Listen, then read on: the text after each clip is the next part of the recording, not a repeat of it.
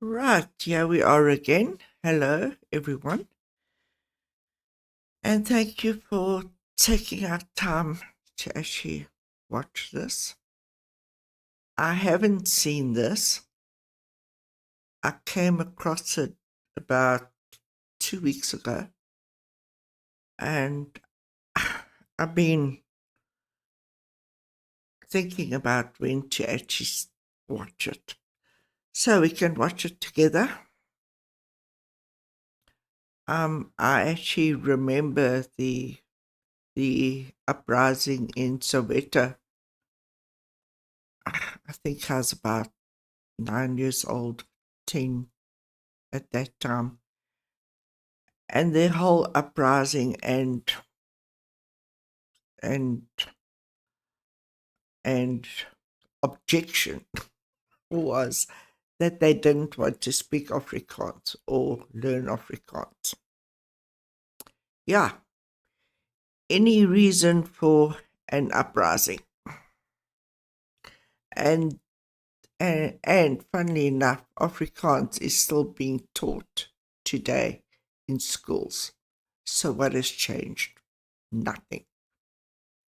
Right, let's get started with the video.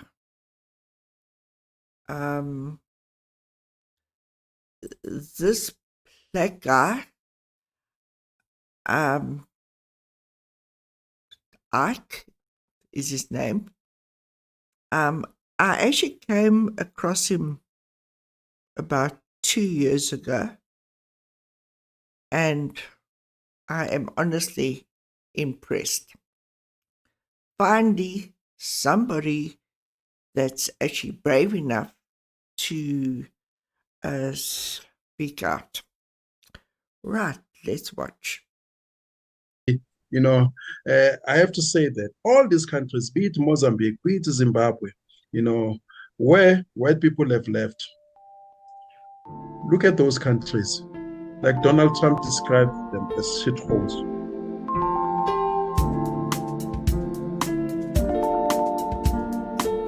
My guest is Ike Khumalo, a South African lawyer and an advocate of the High Court, social media personality, and social and political commentator.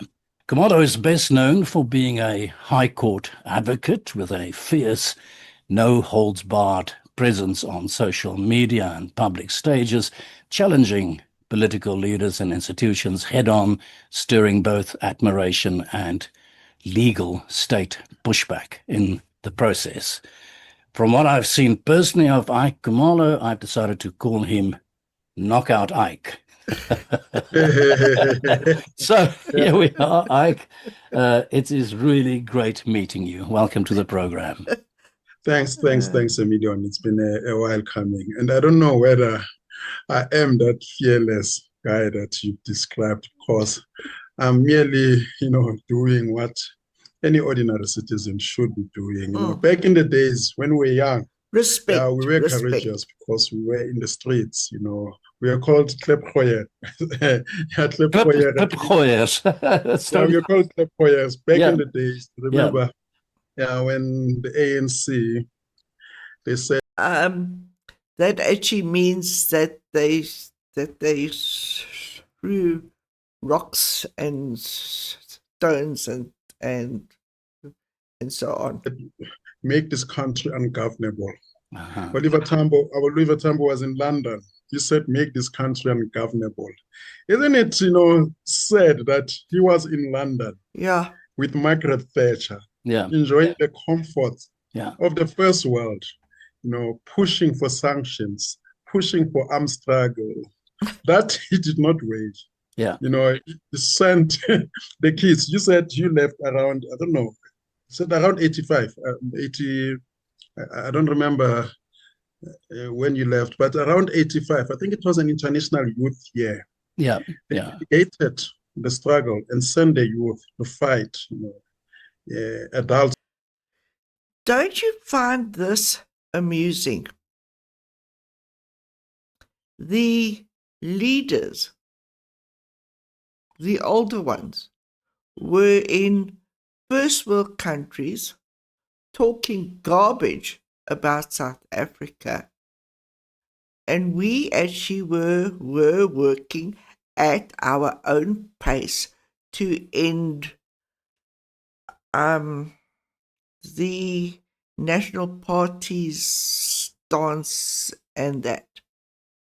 Because us white people wanted to actually end apartheid. But their leaders were overseas living in comfort in first world countries, telling the UK leaders to actually sanction us. And then last year, AfriForum goes overseas to go and tell Trump what is really going on here, and they come back, and the ANC calls them traitors. The hypocrisy. Wars. So that's where we found ourselves Yeah. as youth, and we were courageous. But now I find that people, they're kind of like tired. I don't know whether they're tired or they've handed over their thinking capacity, everything. They just, handed it over to the politicians, which is quite sad. Yeah. But I don't think that I'm that, fearless. Look, I speak my mind and I refuse to be intimidated. Yeah. And I refuse to be shut down. You mentioned that I was arrested for 2021. It was unfortunate because you were arrested, if I understand it correctly, for inciting the protests. And I never followed the case, so you can inform me about that. This is it. This is it.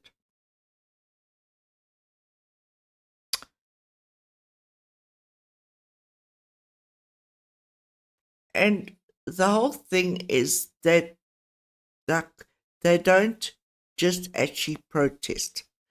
They steal, they break, they burn everything. Yes, because that was an insult. Imagine me being involved in inciting people to defend Jacob Zuma. The very same Jacob Zuma who's looted the state, the same way as Cyril Ramaphosa. All these ANC guys, we used to idolize them. We romanticize them because when we grew up, Mandela was already in jail. We'd never seen Mandela. So we thought that they would bring us, something better. When they came in here, wow, our nightmare began. So I would not be involved or engaged in defending Zuma, Ramaphosa, Mbeki, because these guys, they have caused the suffering of our people. Look, I grew up, during apartheid, at the heart of apartheid. That's why I always make the comparisons between the ANC democracy and apartheid. And when I talk about apartheid, I'm talking about those places, especially the townships, who were under the apartheid administration. The homelands, I know people, when you say apartheid did better than the ANC democracy, people bring in the homelands and say homelands were not catered for. But remember, the homelands, they were under black administration. Yeah. Like, your Mangosuthu Buthelezi, your Mpepu, Matanzima, they were given self-governing. So people who are saying that the homelands were never catered for, then they should ask the question to their black leaders. They were oppressed by their own people. But us. And there you have it. And there you have it. Under apartheid, I can tell you, pound for pound, I'm yet to lose that argument. Everything that the white society had in the townships under apartheid, we had those. It might have been, a bit, not shiny. Swimming pools, basket lanes, we produced, you can go department by department, you go to sports. I mean, we send people to London to perform Ipintombi, King Kong, produce Miriam Makeba, Keisha Semenya, Keifa Semenya, Gibson Gentes of this. There were so many Black African singers that to you became well known worldwide during those years. We had a Miss South Africa, I can't remember what year, but it was back then. Like, I can't remember her name. And then we had this one singer. What was her name?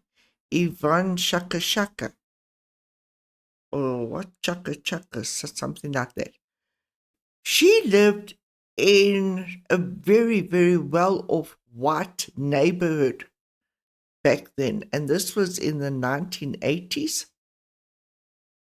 Well, Letambulu, soccer, Kalamazoo, Kaizer Motaung, people who played at the international level. Yeah. Today, we're not purchasing those people. Hospitals, it was the time we had put Chris Barnett, Hoteskir, all the Black institutions were functional. Education, you could go, to any public school, you'd learn, come up with ambars, be a technician, artisanry. All those things were there, infrastructure, railways, we enjoyed that under apartheid. Lots of people, were skilled, but unfortunately today, that's not the case. So that's why I cried. I even cried when they charged me. They say incitement, because I found out about that when I was in court, because I didn't know what I was arrested for. But I know that the ANC government, they always hated me.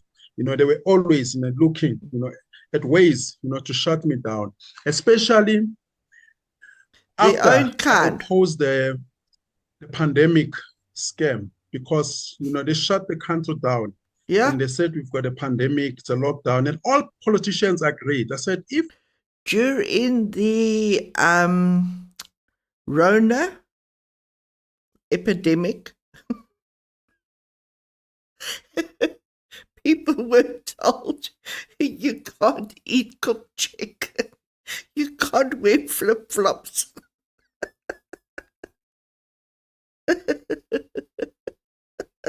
And suddenly these young Black people were just following orders and felt so powerful, telling us what people and their own, what we could or could not do. We have, this pandemic, how come they retain their salaries? They still, stole money that was reserved for the pandemic. So that was what I was questioning. So they silence everyone who's, alert, to their thugger. Yeah. That's why I was arrested. Yeah.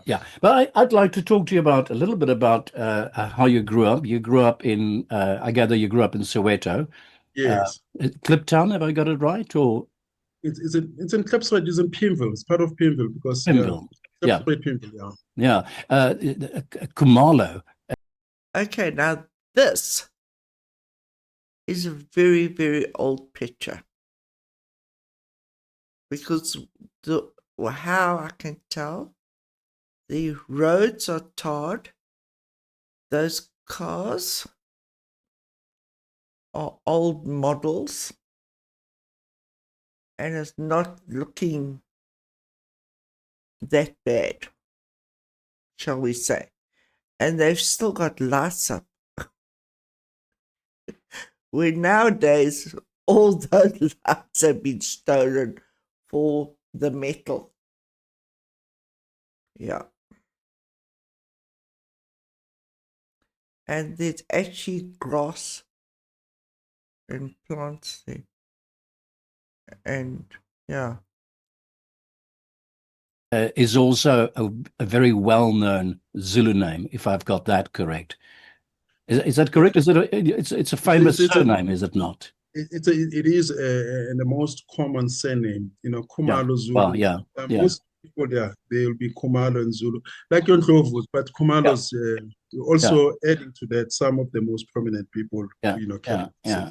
Well, I want to ask you about when you grew up. I just mentioned to you, I'm much older than you. I matriculated in 1974. I think you were born in 1972 or something like that. So your teenage years you spent in Pimville, Soweto during the 80s. Yes. And those were the days that we saw a great deal of the uprisings and the upheaval going on in the country. Tell me about those days. Okay. I was up about 10 years when the whole uprising started. I was actually older. Yeah. What was your experience of apartheid then? Remember, my generation, though we were quite small and young, but we noticed and witnessed the 1976 uprising. We smelled the very same tear gas, and we knew the buzz. And we had so-called Freedom Day yesterday, and they are still crying for freedom. At that time, people, they were shouting the name of Tsietsi Mashinini. It was the era of Black Power, so we were influenced by that. So growing up, we started to ask questions, who is Mandela? Who's Tsietsi? Who's Robert Sobukwe? Why are they in jail? So we had to. I'm so glad he said that. Who is unto Mandela? I have asked so many Black people. This was before he came out of jail, and they didn't know who he was. All they could actually tell me was that there was such violence happening in Soweto, Alexandra, and all those places. They never knew who he was. Participate.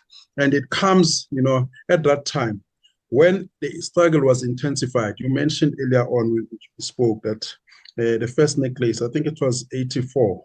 Yes. Yes. Winnie Mandela was also coming to join us in Soweto. It was that era of necklace, This is it. Their own people. So why that heading does not make sense? The weapon of the anti-apartheid movement. Yeah. Everybody, could be a suspect. If they saw you talking to a white person, it could be, necklace. Yeah, true. They were so petrified if you were friendly or just speaking to a white person, you basically were actually putting your whole family's life at risk. And it wasn't really a brief history. It really carried on for a long time, that.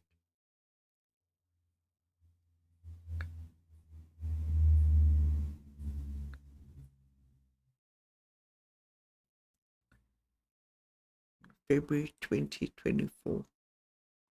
Or banned, because people, were suspicious. It was an abnormal environment. In an abnormal situation, you don't act normally. There was, a lot of situations making people uneasy. If they saw the police car, at your house, you'll be suspected of being a spy.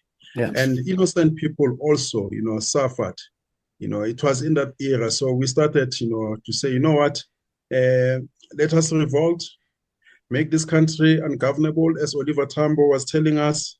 Our leaders were saying, you know what, we must liberate this country with everything and anything that we had, matches, tires, and mistakes, were committed, because you will make mistakes, especially if you are young. One of my colleagues or schoolmates was also burnt. I don't know whether he was a spy or not, but I just heard that, You talk about burnt through the necklace. Yeah, the necklace. Yeah. They put a tie around your neck, put petrol, set you alight. Many people, they were necklace. And taking into account that the older generation, they were a bit worried and a bit scared. And the youth felt that the older generation before them, they were betraying them, hence they enforced, whatever that they wanted, to enforce, be it a campaign, rent boycott, be it, boycotting all services, consumer boycott, all the, the retail shops, in town. So they had to use intimidation, to force people to be in line, because very few of us then were comrades. Majority of the Black people, I hear people saying today, we fought apartheid, we fought against it. Very few. Even my neighborhood, maybe I'll be there. One guy, there's another guy, in the next street or next block. But the difference is that we had influence. And also the element of intimidation was always there. That there's this necklace factor, and everybody got in line. So that was the spirit that was prevailing at that time. And we also had lots of Tutsis. So we had lots of gangs at that time, lots of gangs. So we had to do something about this. My generation, they just had to shut everything down and say, you know what? The bigger struggle is apartheid. You cannot be fighting apartheid and then you violating the very same community that you live in. You rape people, you kill people. So many people were dealt with. And that was the spirit that was prevailing at the time. So the lines were clear. It was black and white. Though I still maintain that the enemy is always the system. But at that time, color was put, into the struggle. But for me, the enemy is always the system. But at that time, white people became the enemy. Because we thought that, white people, they represent the system of the day. Yeah. So that was what was happening at that time. Yeah. Violent times. I was going to ask you just about... And we came up, And I mean, you remember, we also launched the Release Mandela campaign at that time.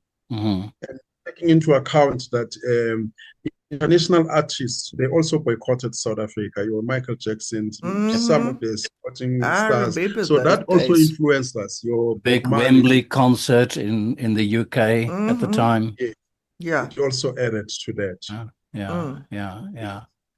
I'm sometimes astounded about how different our lived experiences are. So I mentioned to you that I left South Africa around about 85.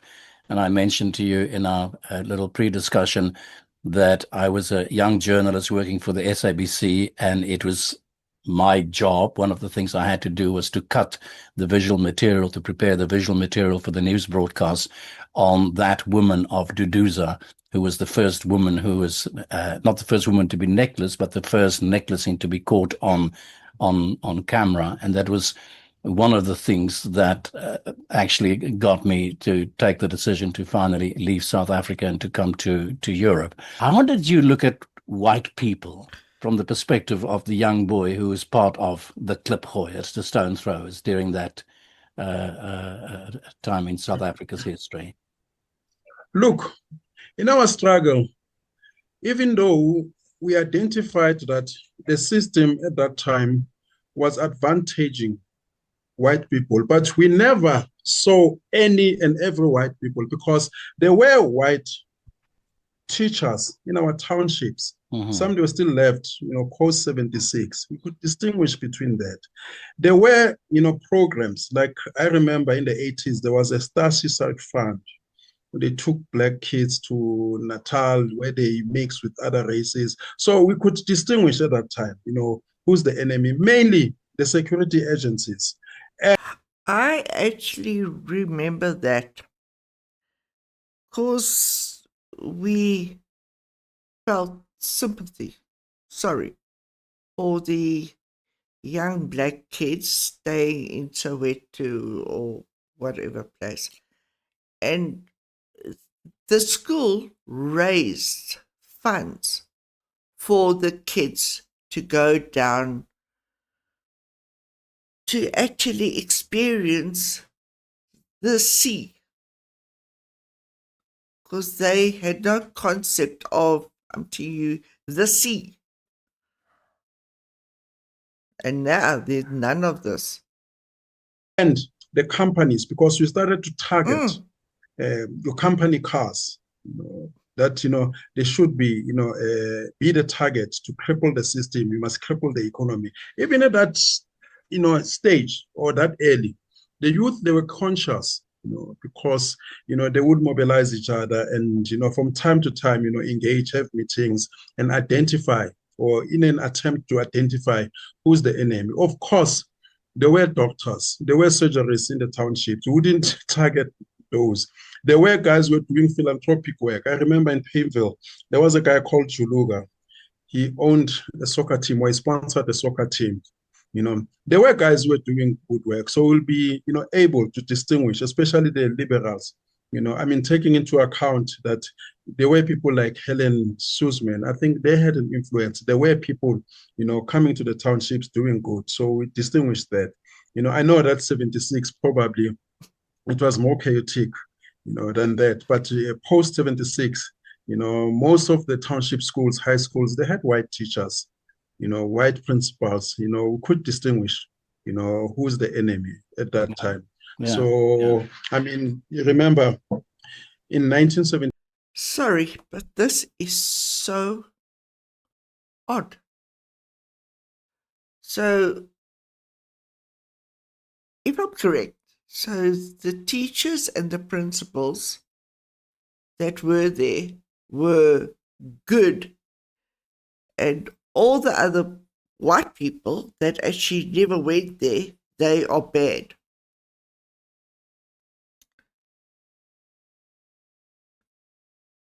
Yes, room temperature IQ right there. I think in 1978, Kaizer Chiefs, they played Wits University. The soccer teams were merging.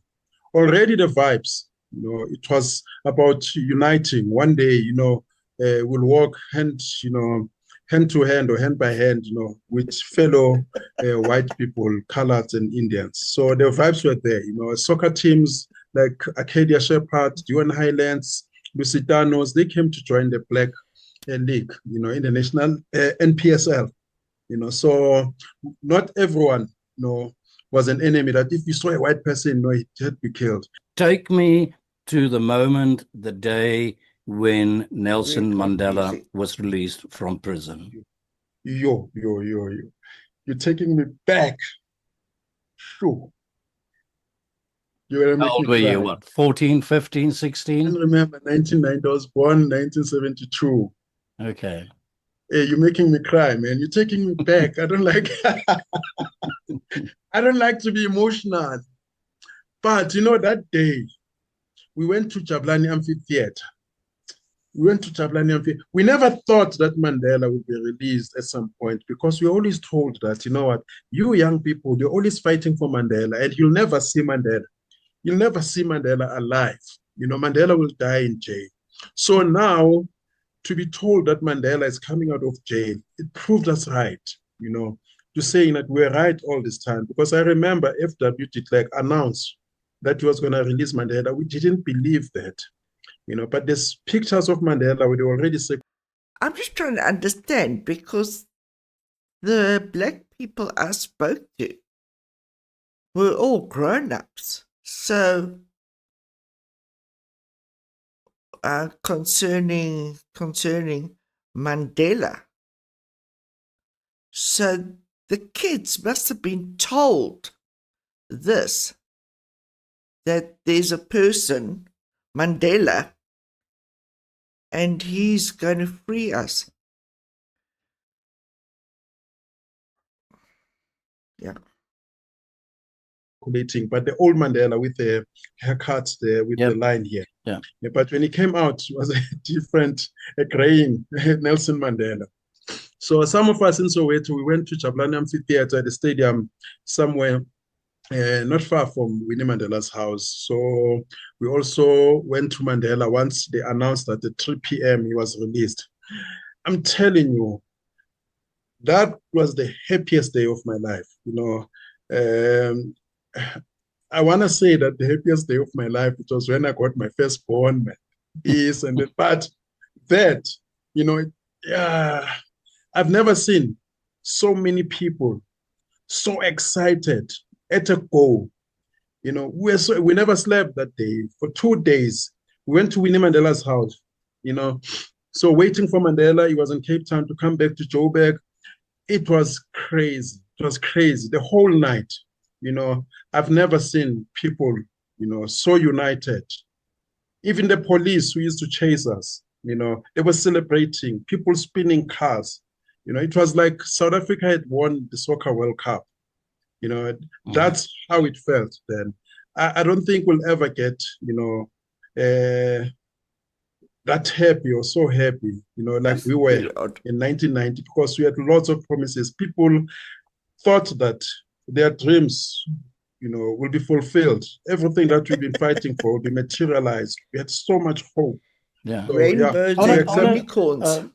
I want to touch on ideology for a moment, Ike. As a young man during at that time, Mandela's release in the 80s, what were your expectations for the kind of South Africa that we will develop? Were you idealizing the Mandela of the Freedom Charter?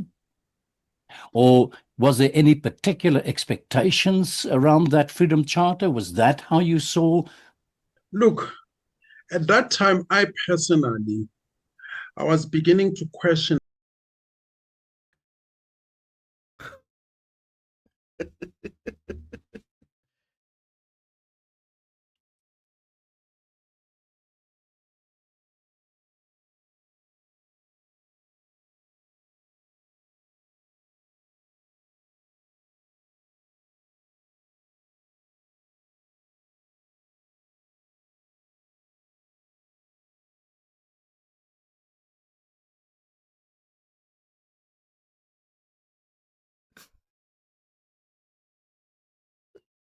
I'm just reading this, and it's absolute. Maybe I'm just very, very cynical, but I suppose if you are there in jail and you were trying to show your best side, that you'll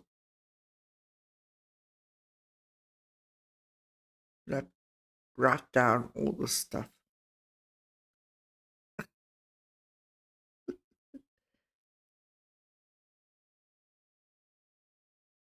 I'm just reading number 4. The land shall be shared amongst those who work it. And they're killing farmers. It's pathetic.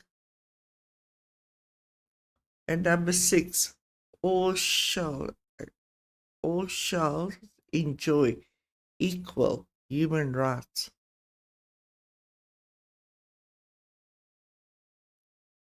Yeah. The Freedom Charter, maybe probably moving away from the ANC, because I grew up being part of the ANC students, because we declared, in the mid-80s, 84, that every Soweto student, every South African student should be a COSAS member and, support the struggle, the ANC. And then later on, you realize that there are other organizations like your PAC, your Black Consciousness Movement, which were quite active. But the media was always promoting Nelson Mandela. He became the poster boy. But through him, he did. We thought that we'll realize the things that Some are in the Freedom Charter, education, the free education and equal opportunities.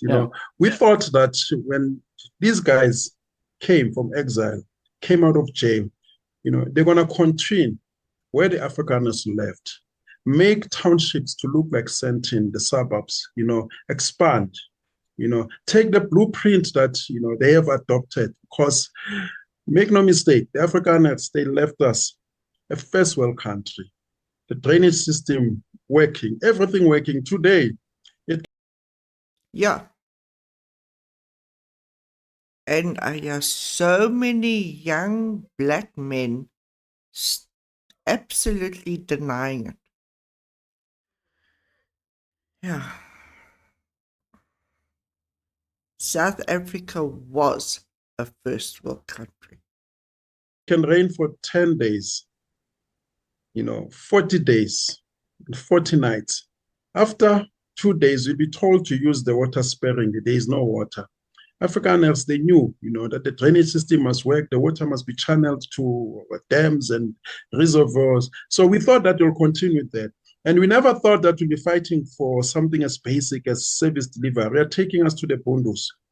We thought that we'll be like China, aspire to do greater things. I mean, taking into account that we produced, a surgeon who came up with the first heart transplant. We wanted to take it from there. Cyril Ramaphosa spoke about the bullet train. We should be going there. But here we are fighting for third world, necessities. I mean, the Freedom Charter, it was adopted into the constitution of this country. I mean, you check the first generation rights, housing, hospitals, those things, they were not a problem. Jobs were not a problem during apartheid. You'd be arrested for not working. Yes. So now we are back worse than. You'd find no young black person standing around doing nothing. It was against the law. Everybody either worked or, was learning further. And now we have the youth that haven't got jobs because there are no jobs to be had. And that is 64% of them. And they sell drugs and sleep around. And we were. Yeah. I mean, there are certain things like housing was not a problem.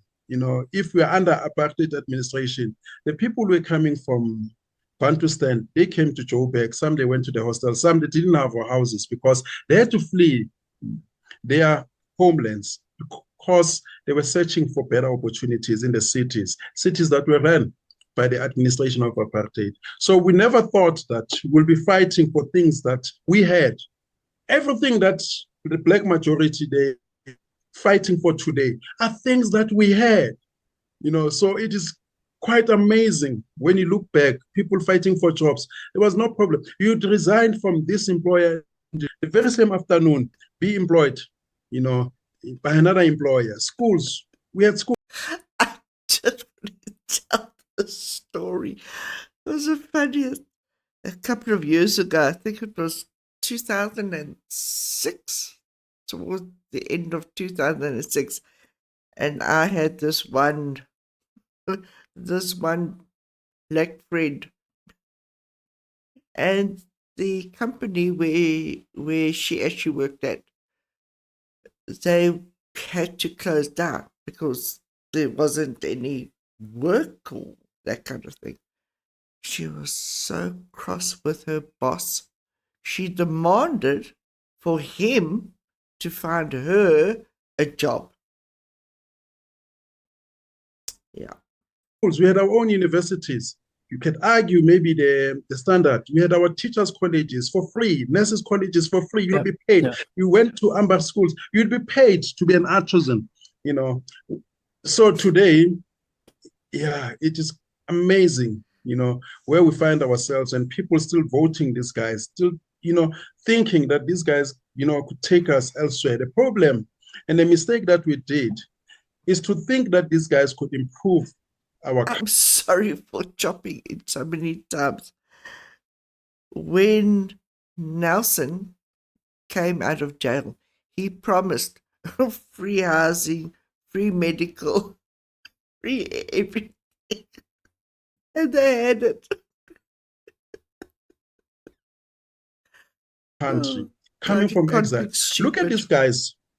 They were in Zambia in exile, Tanzania, moving from one African country to another. And those countries were failed states.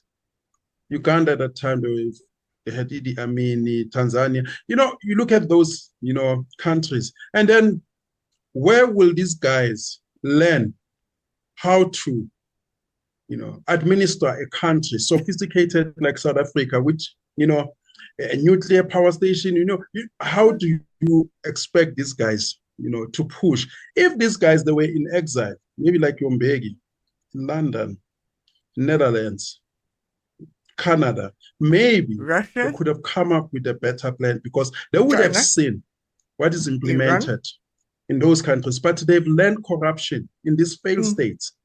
Some of them, they're coming from homelands. They've learned corruption. We never thought that there will be tenders, BEE, the state, machinery and institutions will be broken down so that they can empower individual comrades, and you go in the streets, you ask a normal person, people in the street, they're not saying we want BEE, people in the streets, they want job, they want to survive, Yes. expand. I mean, a person like Elon Musk, what stopped, a person like Cyril Ramaphosa, long before Trump came in, to say, Elon, as a South African, is it possible to bring Tesla, a plant, just one plant, here? We know that we've got agreements bilateral, probably with German and BMW. This is mind-boggling to me.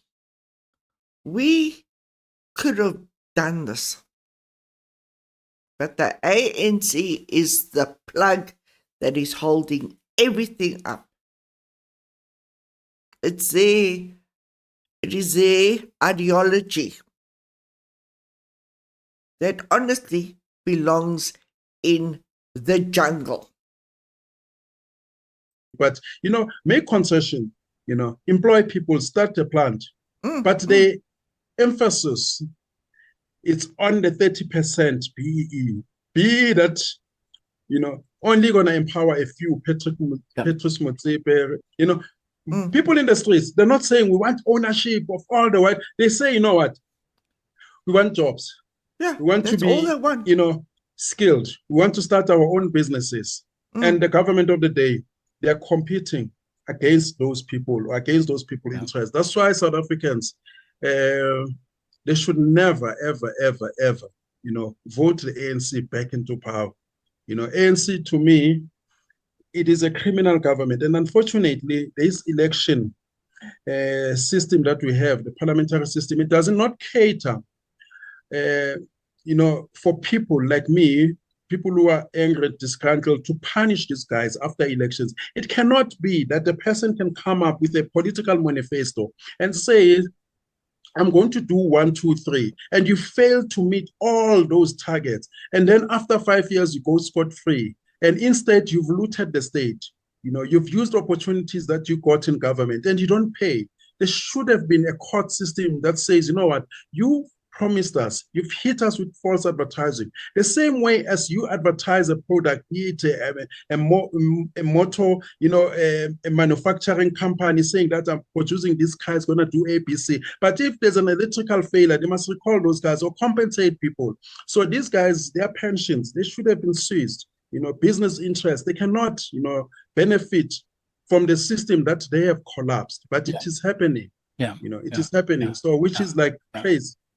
Yeah, I can sense and feel your frustration and your anger, and I think your disappointment. I'm going to go back a little bit though to back in the day. Yes. To the time when you were a young man.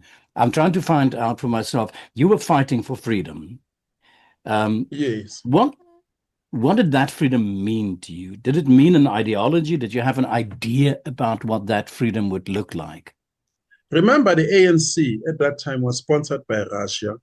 Many liberation movements, they were sponsored by the East. It was at that time of the Cold War. The world was divided between the East and West. Yeah. The PAC was sponsored by China, BCM China, ANC in Russia and Cuba and all that. So we're aligned with those, ideologies, and we thought that those ideologies, will take us somewhere. We learned about the history of Russia.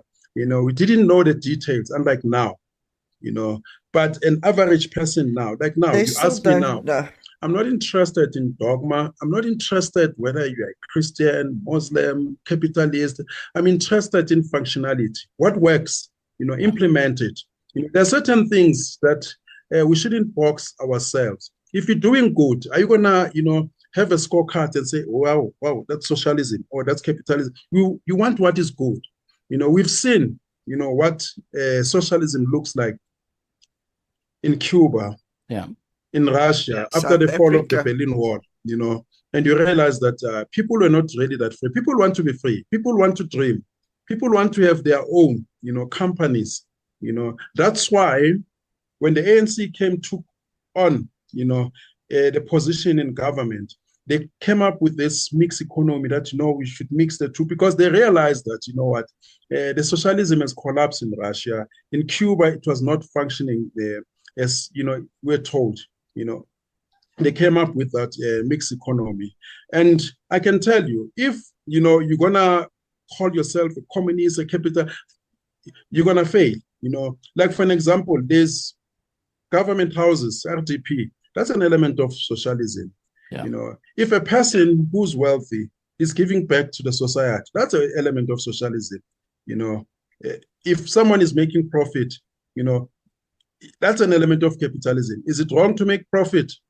Of course not. I doubt, because even the Soviets, they were also benefiting from the West. Even the Trotsky, even Lenin, they were sponsored by the West. So the world is far complex, to define yourself in one role, to put yourself in a box. Look at China today. China decided as communist, but now they've opened up, especially for the outside world, to come and invest there.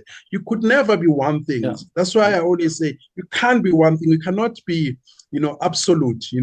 Look, you may not like America, but if they come up with something good, you'll take that and use it for your own good. Trade with us. Majority of the people who are talking Pan-Africanism today, and they want to bring the absoluteness, but you check everything that they use, the cars, the phones, these are not things that are produced here.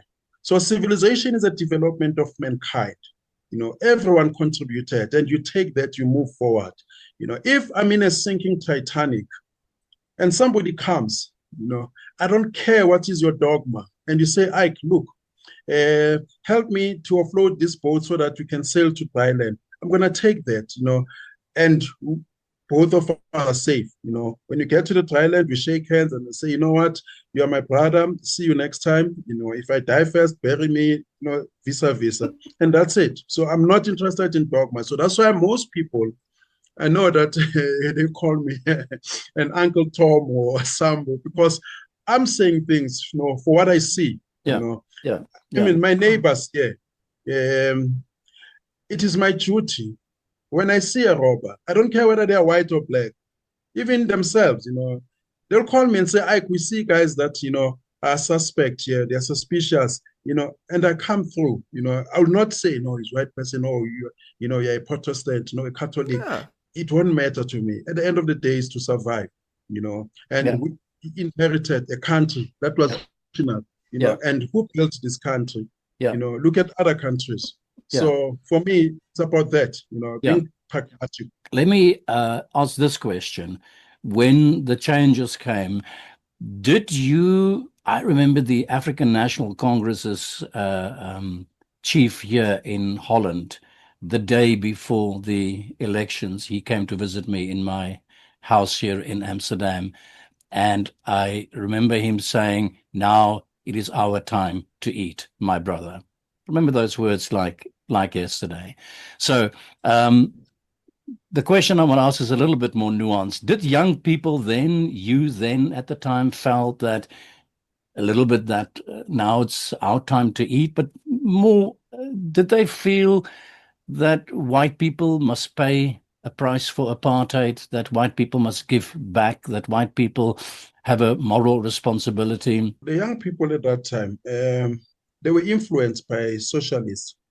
I mean, people like your Muammar Gaddafi, people like your Kwame Nkrumah, all these people who were sponsored, by the East, they were our heroes at that time, and all these organizations, they were talking socialism. I hear the ANC, they're saying they're about church, but they were mainly talking socialism. That's why they had the SACP, as part of their alliance. Even the workers, they were talking socialism, the means of production must be nationalized. That was the language at the time, the mines must be nationalized, and belong to the state so that they can empower the masses. That was the spirit of the day, prevailing. Okay, so that makes sense. Why Ramaphosa has got his own mind and a few others in the ANC, MK, EFF. Okay. And freedom, how we saw freedom and white people. Of course, we were divided because the ANC or the ANC faction, they were talking equal rights. Most people wanted, to play sport, go to white school, like Martin Luther King said, walk side by side. Yet the PAC was more radical, was saying land. There's no freedom without land, and the youth of the PAC was more, adamant about that, there is no freedom without land. So they were quite, divided views. Black people were not like, all thinking, in one direction. But you see what happened, when it came elections. The ANC won the elections, and people thought that, what, from now on, let's just live together and see what the ANC can do. We don't have economic power, but perhaps with what they have, politically, they'll open doors. But unfortunately, they never did that, because I still maintain that with the monies looted, the ANC could have done enough, land or no land, they could have done enough, to empower people if they invested in IP, new things, instead of naming old, buildings and streets, they could have done better. So, but at that time, we were all imagining, and wondering how would it be, because we'd never been free, always, saw people abroad, in America, we used to see America as, maybe a blueprint or our role models, but you realize that, it's not all rosy that side. So we thought that, the ANC, they will learn from other failed states, Tanzania, Gambia, they will avoid the same mistakes. But unfortunately, it got worse and worse and worse. Yeah. So we're disappointed. Yeah. Yeah. Let me talk about people. Black people, white people, people. We grew up under apartheid. I grew up under apartheid in a complete separation. I've said it before. I had no social contact whatsoever with black people in South Africa as I grew up as a child. When apartheid collapsed, and since then, did you find after the collapsing of apartheid that there was a reaching out to one another? And I talk about not amongst politicians and amongst social scientists and the elite. I'm talking about just people to people. It differs from one person to person, but if you look at the scenario as in groups, I think the hostilities were quite deep, and the mistrust, and there are certain things that they won't just happen, like that. I mean, 30 years later, they still mistrust. People still. That's actually very true, what he said now. Because I still remember us white people, we actually reached out and we were willing to actually talk about things. But the black people weren't really willing. our talks with them were very surface. And yeah, it's quite strange. I had a friend, she was a couple of years younger than me, and she actually told me, I can never ever have you at my home because my parents will chase you out. So I said, oh, okay. Yeah. Talk about you, white people, black people, kill the poor, do this. People haven't, fully, resolved those, differences. I, for one, I was in the modeling industry, so I managed to maneuver here and there, and remember, I'm coming from an era of, Bantu education, and where we had to accept that, black people were inferior. So some of us, our generation, it was that generation that had to accept, itself and say, you know what, I am somebody, black power, equal rights. So, different, from our kids. Our kids, they have a different perspective. Maybe 40 years from now, we'll have a new generation. Yeah. But we're coming from that, and my generation, it was that generation, that feared white people, was scared of white people. When you saw white people, and you had to, take a pause. But with time, we try to, reach out. But black people, they feel that white people, they haven't reached out enough. You hear that in the street echoes that, we are the ones, who are pushing this forgiveness. It's not, two-way street. So that's how black people feel that, you know what, they are the one who are over, reaching, but now with people like myself starting to question lots of things, about what the ANC government is doing. It was quite a taboo in the past to critique the ANC, because there was something that, man, you cannot criticize a black government, but I'm saying,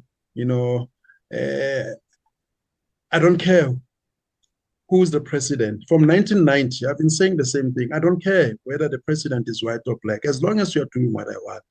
I've been adamant about that. Even if you put an Indian, a white person, African, if he's going to do what I want, I'm okay. I mean, the ANC, they pride themselves that they are a broad church.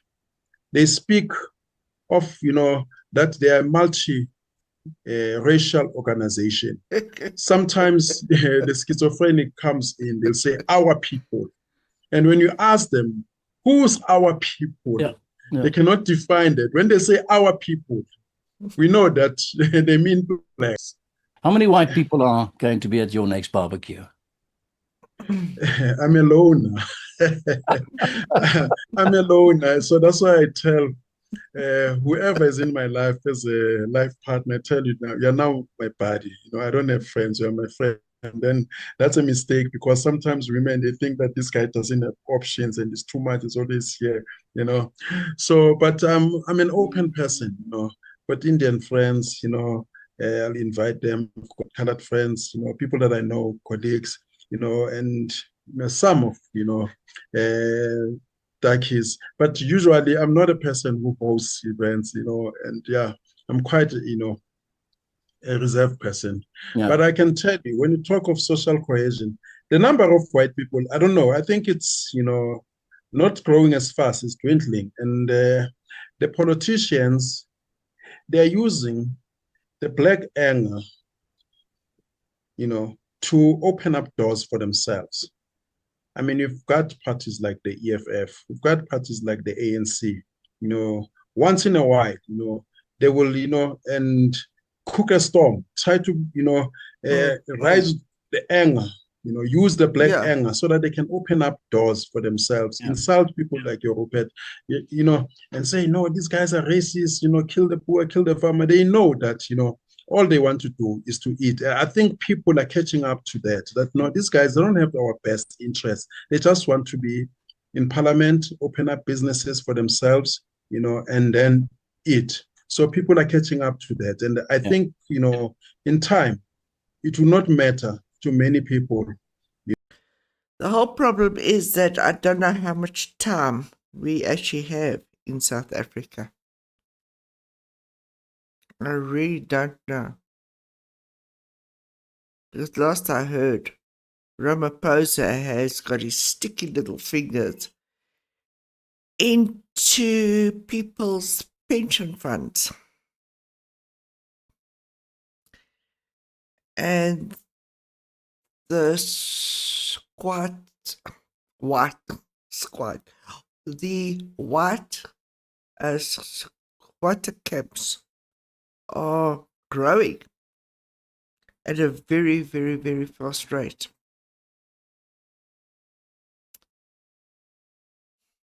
What I would like, and I know that this is going to shock some people, I would love to wake up one day and see either drones or USA tanks rolling down the road. Because I'm there. That's how I feel right now.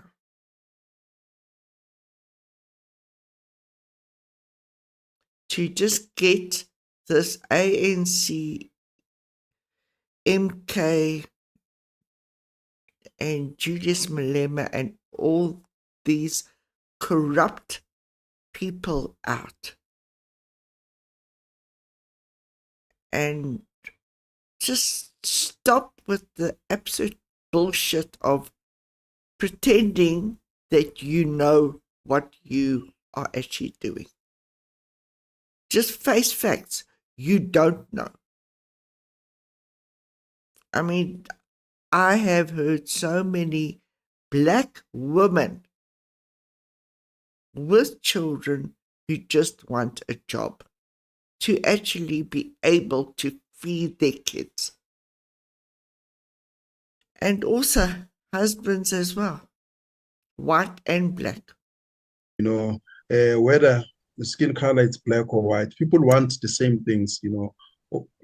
They just want to survive. They want to eat. They want to send are you one of those people that say that my trust is in the future? My trust is in the fact that our kids are now going to mixed schools and that they, from a very young age, become friends and get to know one another, and that eventually we will actually, in that way, through the years, grow closer to one another, and there will be more social integration taking place as well in South Africa, because we're clearly not there yet. And everybody that comes back from South Africa after a holiday, Dutch friends of mine, say to me, it's remarkable to see how South Africans are still living in their own bubbles. For me, it doesn't matter, you know, whether people group themselves, you know, as whites, blacks, because you group yourselves according to your interests, safety. You know, and I see I no need, and I find it strange that people want to belong. You know, I always say, you know what, leave white people alone, leave colored people.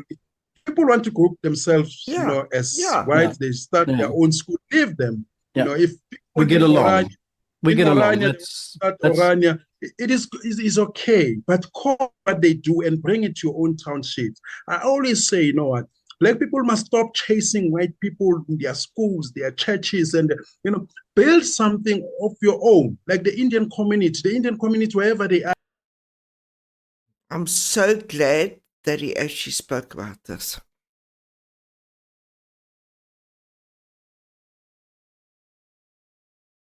So what if there are white people and they buy the land, buy a piece of ground, and they start building on it?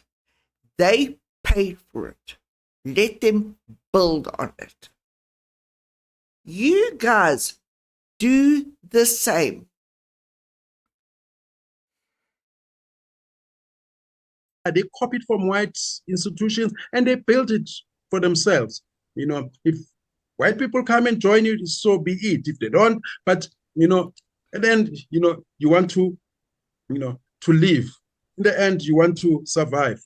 So for me, I'm not that type of a person that, you know, I'm looking and say, no, there are no white people here. There are no colored people. There are no Indian. There are no Chinese. It doesn't bother me.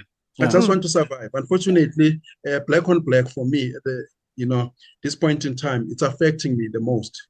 Even now I'm sitting, I'm thinking that, what, I've got this guy owing me this. That person is black like me. The government of the day is black like me. When I walk out here, the person shutting down opportunities is black like me. So that is the problem that I'm facing. I have a black problem as compared to a white problem.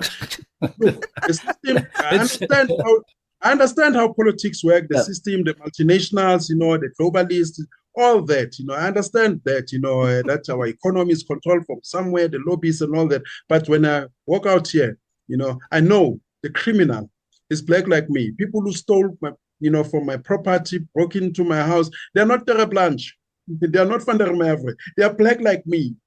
Each time people, they do, what terrible things against me, I ask myself, do they know how much I've contributed for the black society? Those people are not, people from other race. They're people who look like me. That's what disturbs me. Black people in this country, they're killed by other people who are black. They're scared of more black people. The rapes, you check the statistics. When they say a man rapes Gogo, the rapist is more likely to be black. Yeah. So for me, I don't look at the world as, like it's in black and white. But unfortunately, but I think what we share in common, though, and where I think black and white get together, and exactly what you say, it's black like me that is affecting my life. It's after all a predominantly black government. The African National Congress is a black government of South Africa. What we do share, I think, is this ginormous disappointment 30 years post-apartheid.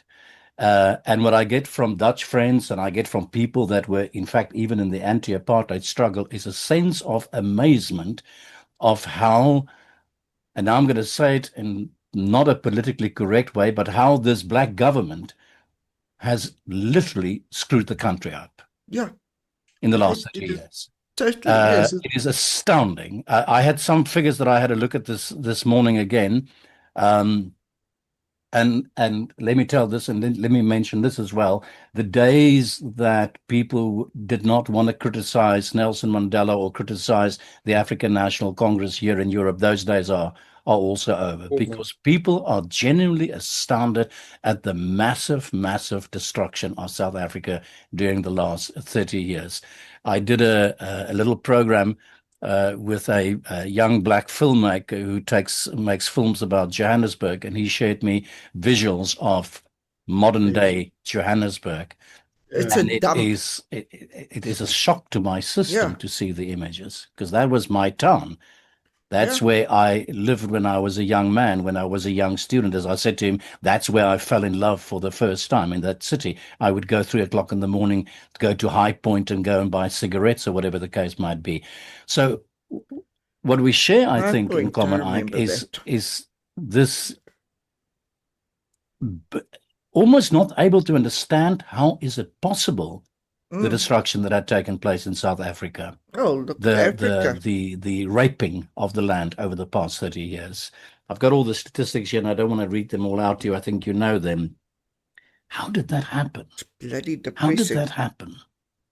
Yeah, the disappointment, it is loud. And I can tell you, most of these politicians, and some of them they admit in their corners when I meet them, they always say, let white people go. I can tell you, in South Africa, if all white people left this country, it should be like Zimbabwe. Within 2 minutes, sent in, the standard will drop instantly like this, because you've seen the blueprint. All these countries where white people have left, unfortunately, I have to say that all these countries, be it Mozambique, be it Zimbabwe, where white people have left, look at those countries. Like Donald Trump described them as shitholes. They are. Nothing grows there. So here in South Africa, the infrastructure that we have, it was built during apartheid. The cities, we are doomed. And we are seeing South Africa in real time becoming a failed. Look at that. Look at that.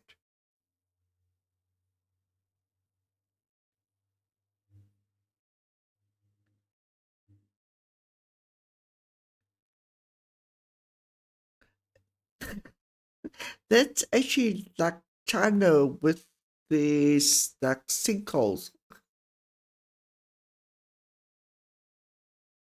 Good God. State. And we know what's happening in a failed state. You have the super rich and the poor.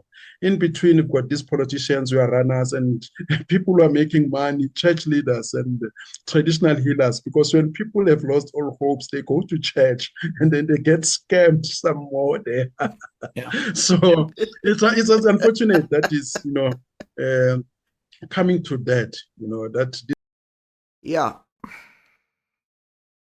What I heard this morning, there's a very well-known church in Joburg. Yeah, and they're working with what's this guy's name? Niehazen, whatever his name is. These politicians, they've messed up, this country. And the oppositions, more or less the same. They all want to eat. Carl. They all want to get into power. So unfortunately, we find ourselves, like you said, Joburg then, now, I used to pride myself, Joburg, Pretoria, when you're driving. And all our cities, they look like that, dilapidated. It's like we've just experienced an atomic bomb. Nobody goes to our cities anymore. God, the townships, drugs, things that you used to see, in movies in America, drugs. I mean, in South Africa, especially amongst the black culture, drugs were associated with teenage youth. But now you see adults, into drugs, night clubbing. I mean, I grew up knowing that at the age of 30, I stopped going to nightclubs. But now people, they have nothing to do. It's alcohol, everywhere. Everybody's a drunkard. You go to townships, you go to city lives, yeah. Let me ask you this question, just amongst the people. What I don't understand also is why, I somehow think, why don't people rise up? Why do you not question, for example, the fact that your very state president is a billionaire? Why is that not something that's talked about amongst ordinary people or in the newspapers? Or why do the people seem to accept this? Because what you see in South Africa, what I see from here, is not only, I've got the figures here, unemployment amongst young people, 62% of 62 kids between the age of 15 and 24 are unemployed. Youth 15 to 34, 46% are unemployed. Overall, South African unemployment today is 33%. That's 8 million people unemployed in South Africa. 55% South Africans are living on the national poverty line. 55%.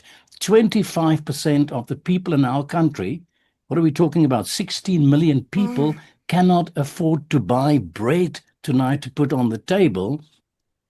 And yet your state president is a billionaire. You've got a couple of millionaires sitting in cabinet. And if you look at, I Googled today the number of new South African millionaires since the ending of apartheid. I don't have the figure in my head anymore, but it's astounding. So my question is, why don't you have, and Julius Malema keeps on singing, kill the boer, kill the farmer. Why don't we have the masses get together in red or whatever the case might be and say, stop the thieving, stop the stealing, stop the raping, stop these people who are our leaders who are taking our country to exactly where the rest of Africa is? Yeah, it's quite strange. You mentioned kill the boer. And people fighting, going to court, they want to sing the song, kill the boer. And you say, okay, fine. Let's say the Afrikaners, they allow you to sing the song. What do you benefit? No. Black people like to fight for things that don't change, the price of bread, things that don't change the economy. We like to fight for those things, and we allow politicians to divide us, along tribal lines, along racial lines, while they are looting the state. So for me, I would love to ask young black people this question. Who is going to feed you when all the farmers, all the white people are dead. You haven't got many African farmers.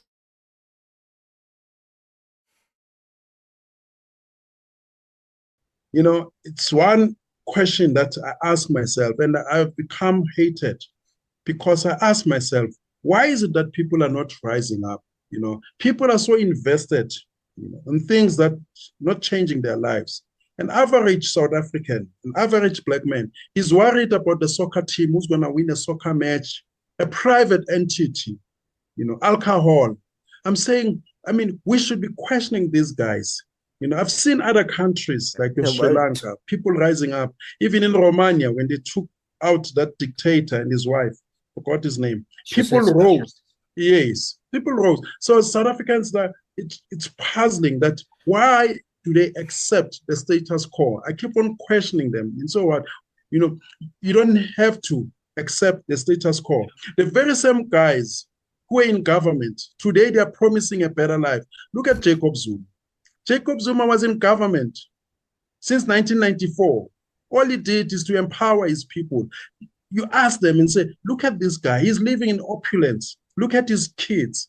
And people don't want to see that. Some are divided along tribal lines, regional lines. You look at Malema. The guy is rich. He says to people they must take open, land or open space. He's not doing that. He's following all banking protocols, probably money laundering somewhere. He's following all the laws, He's a bloody murderer and a rapist. Advising his followers that they must take land. So sometimes it's puzzling. Yeah. And maybe, I don't know, I remember when Jacob Zuma came in, I said, this guy is not fit to lead. And majority of the people, they saw themselves in Jacob Zuma. When you criticize Jacob Zuma, you say he's not educated. This guy, I use the word he's a buffoon, and people think that you're insulting them, because they put themselves in his shoes and say, I'm also not educated. If I'm saying, he's not fit to lead, but he's not. So unfortunately, one guy said to me, I leave people, they know what they want.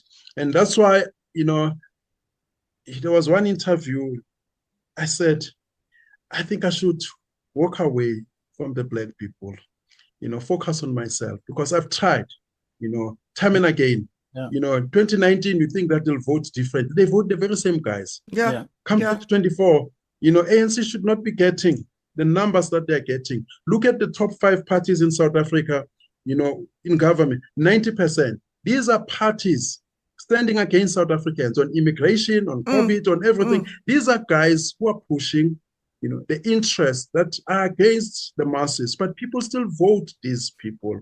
Yeah. So it's puzzling. The sad and painful thing to say is that I imagine that the black people of South Africa had gone through so many years of suffering that they have, I'm not saying come to accept that suffering. That's not what I'm saying at all.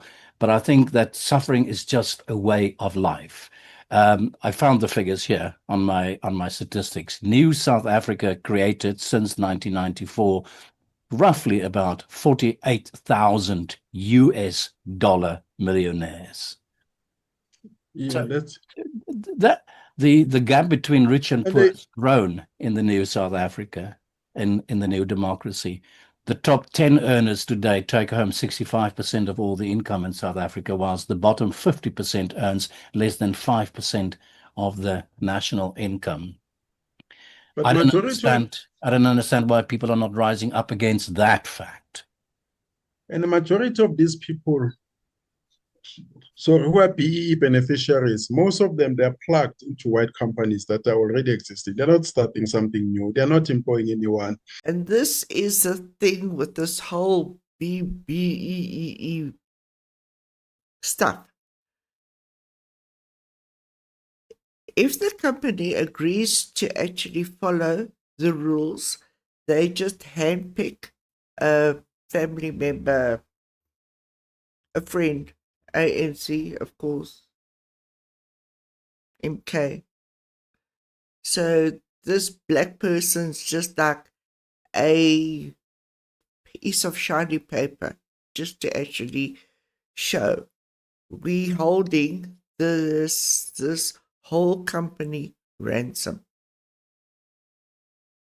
And when they have the money, they buy alcohol.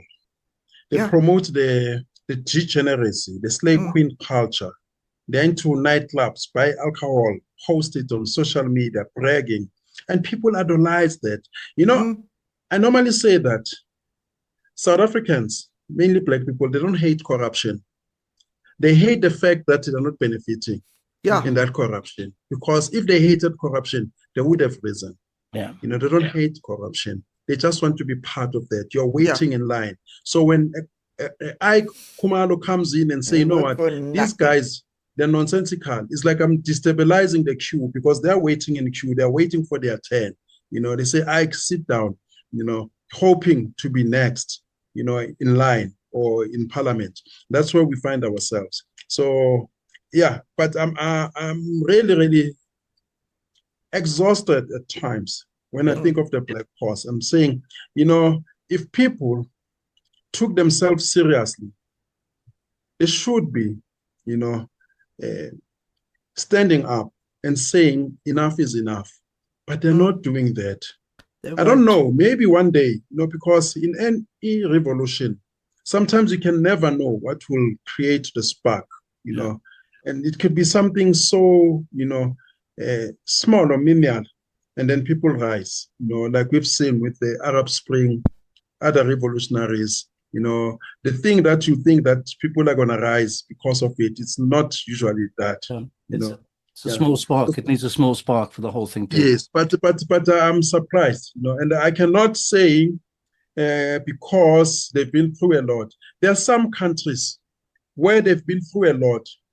I mean, you check, you know, let alone, you know, the colonial wars, but post-colonial wars, after the Union of South Africa was established, 1910, how many people who have died, you know, in struggle? Very few. Even 1976, you'll find maybe 700 people died. But you cannot compare that to Palestine. You cannot compare it to Bosnia. You cannot compare it to some of the countries like in China, where almost 40 people or, you know, 40 million people perished in the Soviet under Stalin, you know. And if you say, you know, our people are tired because they've been through a lot, you know, I cannot compare. There are people who've suffered worse. Yeah. And like I said earlier on, not every Black person was fighting apartheid, you know. Many people went on with the business of the day. Yeah. So I don't know if people are fatigued. I should be fatigued. You know, I've been an activist since I was 12. You know, my youth, it was always, you know, activism, you know. So that's why maybe, you know, I cannot accept when people saying that maybe they are fatigued, you know, they've been through a lot. I've been through a lot myself from my own people. Well, you touch on a very important thing there for me, Ike, and we're going to have to start closing it down now. You said Black people must rise. I'm going to cross the line now, because what I'm going to ask you now is going to be interpreted by many as pure racist. So let me go that way. What does it do to you as a Black man? What does it do to you in your inside? Just for fun, let me add these statistics. During apartheid, we counted 7,000 murders annually. Post-apartheid, 30 years later, post-apartheid, we count 27,000 murders annually. We talk about, in South Africa, we talk about, and if we talk about the murders, 27,000, compare it to a country in the first world, like the Netherlands, we've got 100 murders per year. What does it do to you? Because this is what people say, and this is why I'm crossing the line, where it becomes what some people will interpret as racist. What does it do to your inside, to you as a Black man, when you see the images of the chaos in our parliament, when people are behaving in the most ridiculous fashion that they become the laughing stock of the rest of the world? I'm irritated, you know, looking at these buffoons raising futile and useless point of orders, making jokes when people are suffering. I thought that the ANC, when they came in, they're gonna copy what other people are doing and look at other countries, look at other neighbors and bring it here. But they're not doing that. And it upsets me when there's a road spiking, women being raped, and the rapist looks like me, because by association, I have become a suspect. I'm an upright person. I don't smoke, I don't drink, I don't chase women or men or other people's wives. I'm just this guy. I don't kill people. I wish most people were like that, have honor, and most people saying, Ike, you talk too much because you're not exposed. Look, I've been exposed. These guys at the cabinet level, they've always asked me, Ike, what do you want? Is it money that you want? No, I just want to survive, work where I work, without, stumbling blocks. I told them, I don't want you to be your friends. I don't want to be, put in a tender cabal. I just want to be me, and it upsets me when I see today South Africa is deteriorated. And I normally say this: if a woman gets stuck on the side of the road today in South Africa, she should consider herself lucky if no one is helping her to change a tire or attend to a car, because the next person who's going to stop is a rapist, a thug, or if he's a good person, that person is going to help and he wants phone numbers, he wants to sleep with her. Yeah. I grew up, at a time, where honor was celebrated, where you saw a funeral procession. As a child, you sat down. As a man, you took off your head. People no longer take off their heads when they get into a house. I grew up in that culture. When you're in a public transport, the bus system, you stood up and gave a chair to a lady, a pregnant woman, elders, elders. So that is not happening. So for me, it's a contrast. It was normal to greet. It was normal to do good. When you see a person lying down, you stopped and inquired what happened, like a good Samaritan. But today, that is not happening. We've been introduced to other cultures. There are certain things that did not happen. I sometimes look at, you may say it's a small thing, I'm looking at these comedians. There are certain things that, maybe for us who grew up in the 70s, respect. We did not joke about poverty, death, That's horrendous. illness. But now it has become, a norm. Can't joke about AIDS, rape, But these guys who came from exile, they've introduced us, I say, to Scottani tendencies, things that, we did not know. You see a guy stealing money, driving a Lamborghini in Orlando East, next to a sewage pipe burst open, next to the poor, and they have no shame. That's why I'm saying we must bring back the culture of shame, and the dynamics have changed because of them. So unfortunately, it kills me inside to see the South Africa that I love. I go to Joburg, I want to cry. They did not even control the immigration. There were people who came here, in the early 1900s, because we were under British Empire, but they behaved. Now, these guys, they've opened up South Africa, and people who are here, they cannot cater for. And when people come here from all these African states, what are they going to do? They're going to do crime. We don't know prostitution, building hijackings. There are new crimes that are happening. Our cities, building hijackings, we don't know that, but it has come with this open border system. We thought that they would control things, let people come in, but with scarce skills, but they did not do that. So unfortunately, because they have business interests in other countries like Zambia, Zimbabwe, like we've seen in DRC, they send our soldiers. During apartheid, South African army was the best of the best. Today, it's a laughing stock. They send it today, in African states to secure their private interests where we don't even benefit. So this is where we find ourselves. And people, they think that is normal. They think that I'm angry. Of course I am angry, because I love this country. I love the people in this country, but most people, they're ignorant. They're ignorant. Yeah. We're going to have to close this discus're we're way over time. Let me end with this.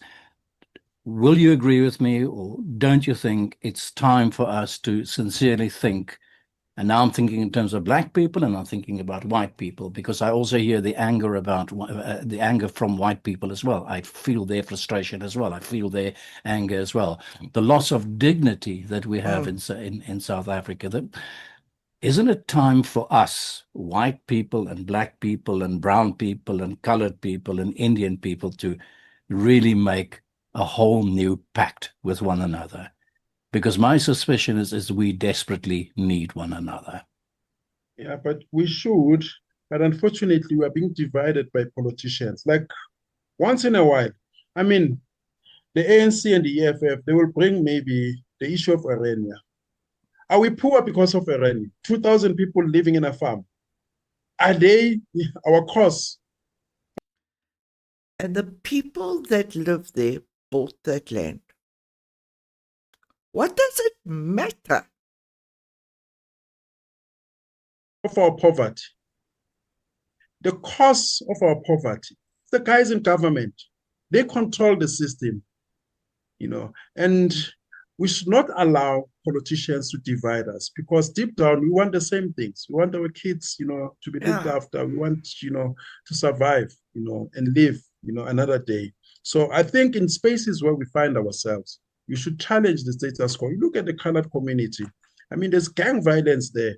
Those things, they don't just happen by mistake. I mean, in America, Italians, Irish population, when they arrived there, they were big, to mafias or crimes. But once they started, creating opportunities, that, dwindled down, because people don't have opportunities. What are they going to do?